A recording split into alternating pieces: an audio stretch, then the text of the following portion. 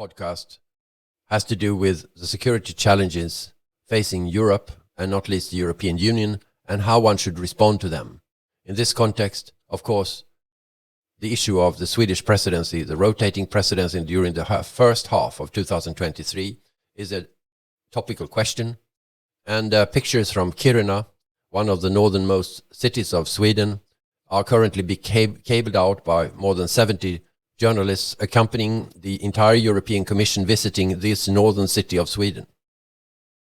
It's meeting the entire Swedish government up there, and it's trying to get a new idea not only of the challenges facing the Arctic, but also the enormous potential of relevance to when it comes to strategic metals, space exploration, etc.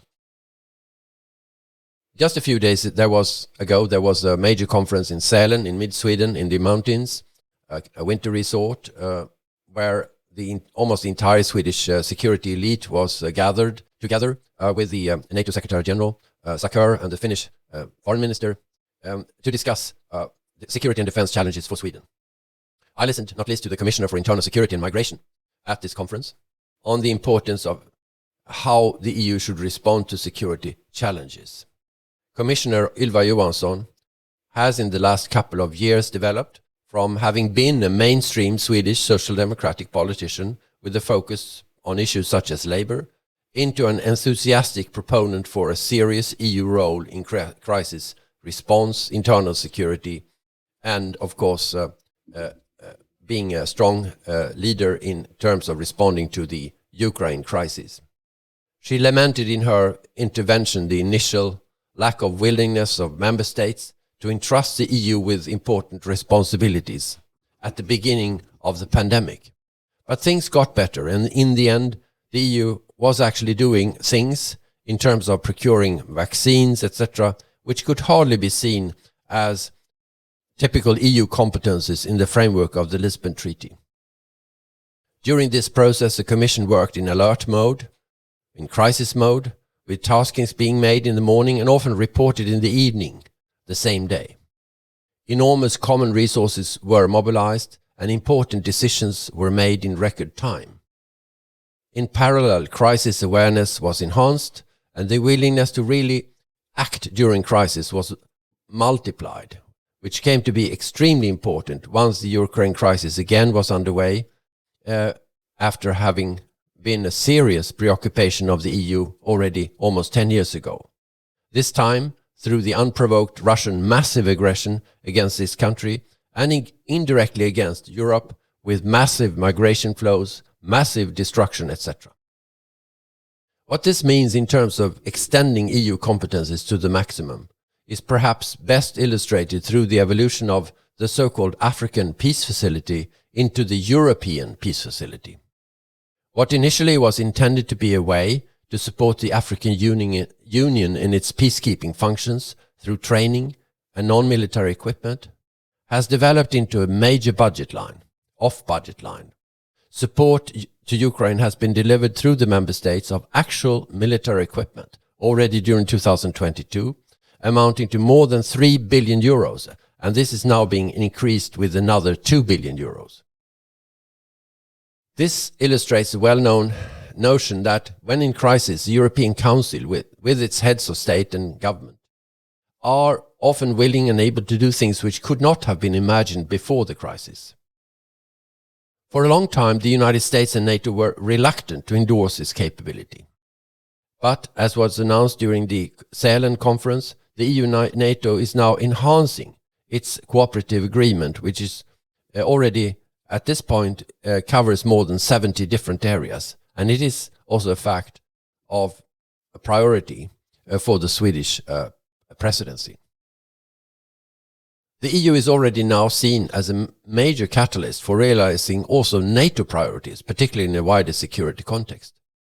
Much of the competences in terms of security are dealt with under the leadership of the European Commission and its presidency, which already is a major development since the Lisbon Treaty, which foresaw a much bigger role for the Council, its permanent president, and for the High Representative, who has a hybrid position, being both Vice President of the Commission, but also responding to Council directives, and with a separate administration, the so-called External Action Service.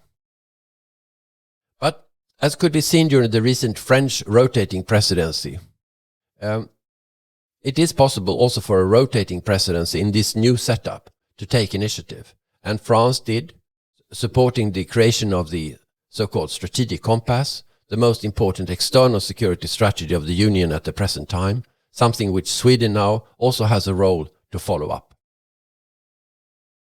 It is therefore not unimportant that the Swedish Prime Minister at Sälen spoke about Sweden as a security contributor to the EU, and a core one, in fact, and spoke about the overall priority of Ukraine during the Swedish presidency.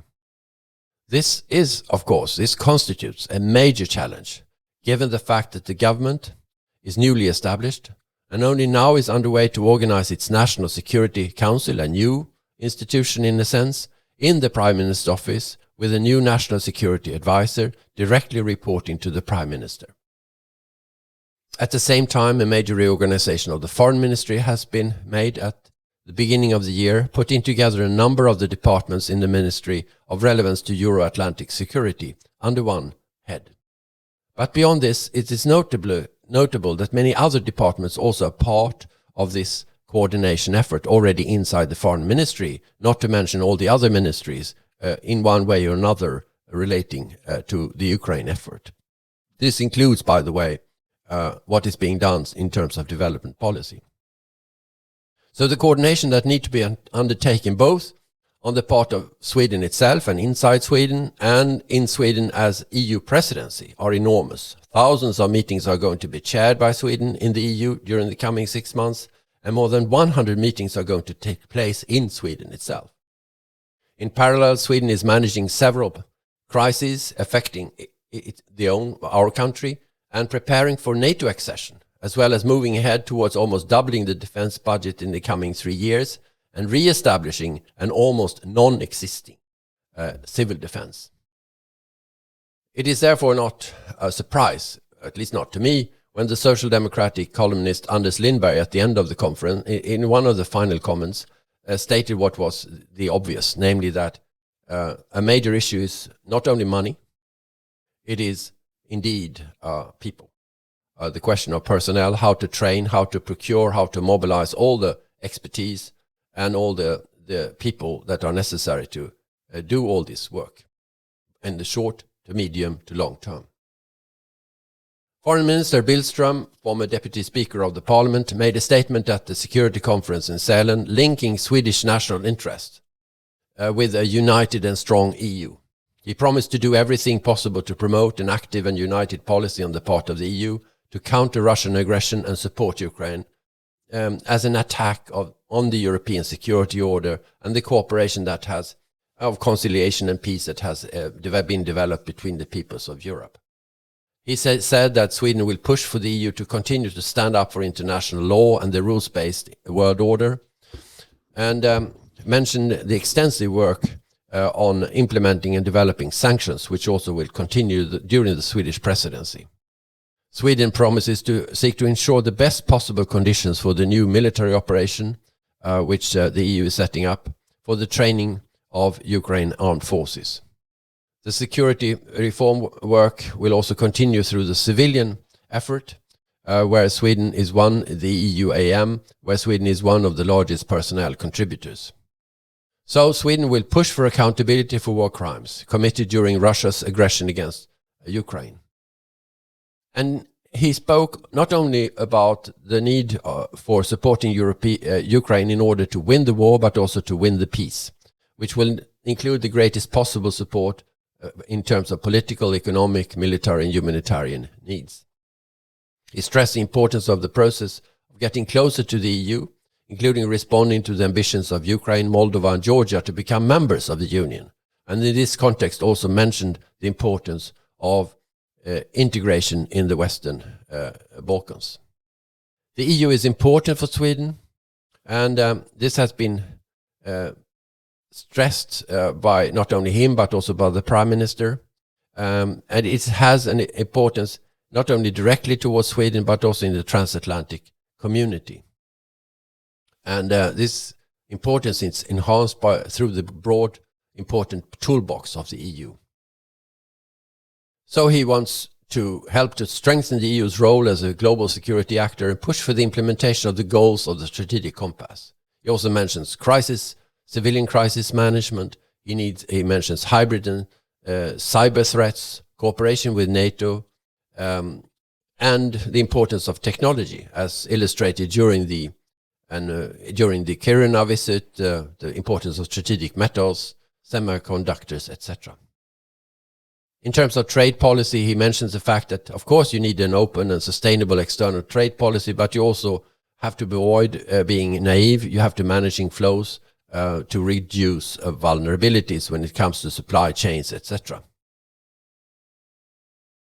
All of this determination, cohesion and unity is demonstrated at Sälen and on the international level during the Commissioner's visit to Kiruna can of course not hide the fact that there will also be an important domestic discourse going on throughout the presidency and beyond on the competences that should be given to the European Union in the short to medium term on security. One of the European parliamentarians from Sweden, Sara Skyttedal, Christian Democrat, took up the issue, for instance, of defense equipment procurement and the role of the defense industry inside the Union, where there so far has been strong support in the Swedish Parliament for retaining national competences in this area, but where the need for more effective and less fragmented defense industry in Europe is also highlighted. In Sweden, one of the issues when it comes to working together with other countries, which is mostly well known to the public, is of course the issue of future Swedish aircraft production in Sweden, and the fact that Sweden has its own main aircraft, whereas its neighboring states are procuring F-35 from the United States. But there is also, as I said, a European dimension to this, the question whether more effort should be made in order to give the EU competences to reduce fragmentation of defense industry effort. So this podcast has been produced by me, Lars-Erik, as a member of the Royal Swedish Academy of War Sciences. We have been working over the last years to promote more security awareness, more coherent Swedish security and defense policy, more willingness to pay our insurance premium in terms of security and defense, and promoting more leadership and analysis of security policy, promoting more lessons learned work, etc., etc. We are happy to see, of course, my colleagues who have particularly worked on civil defense, the fact that there has now been realization of our proposal for a special dedicated minister for civil defense in Sweden, and there are many other proposals that have been discussed and made in our books, which you can see on the Academy website, kkrva.se. Thanks for listening in.